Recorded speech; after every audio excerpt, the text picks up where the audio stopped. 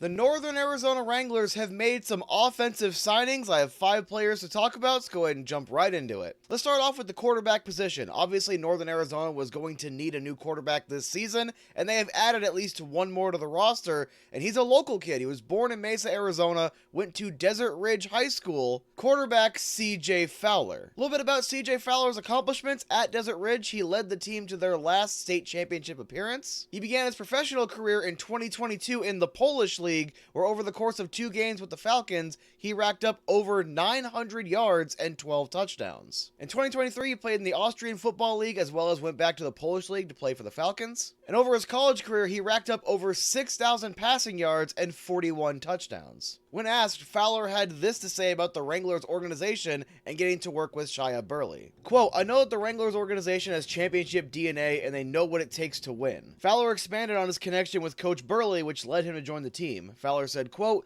"Coach Burley played football with my dad and has followed my football journey. I can't wait to work with him, and if it wasn't for him, I don't think I would have considered playing in the IFL." Fowler added, "I have heard there's a lot of talent in this league. I am interested to see how it all plays out on the field, and I am grateful for the opportunity to play." You know me and my personal biases, I will always root for Arizona natives, so welcome to the Northern Arizona Wranglers, CJ Fowler. Speaking of Arizona natives, we have running back Nolan Susel, who grew up in Florence, Arizona. Susel was signed after the Wranglers had an open tryout in Riverton, Utah. Throughout his collegiate career with the Yellow Jackets, Susel racked up 2,487 yards, 31 touchdowns, averaged 4.8 yards a carry, and also hauled in 70 receptions for over 800 yards. He put up solid numbers in college, and I'm interested to see how he does with the Wranglers this season. They also signed Marvin Kinsley out of Colorado State. The 6'1", 208-pound back racked up over 1,600 yards in college, 17 rushing touchdowns, over 400 receiving yards, and 3 receiving touchdowns. The Wranglers added 2 solid backs in Susel and Kinsley. Moving on to wide receivers, the Wranglers signed 2. We'll start with Jadakiss Bonds. Bonds played at Hampton University, racking up 2,731 yards and 34 touchdowns. Bonds was also signed by the Green Bay Packers in 2023, where he did have a solid preseason,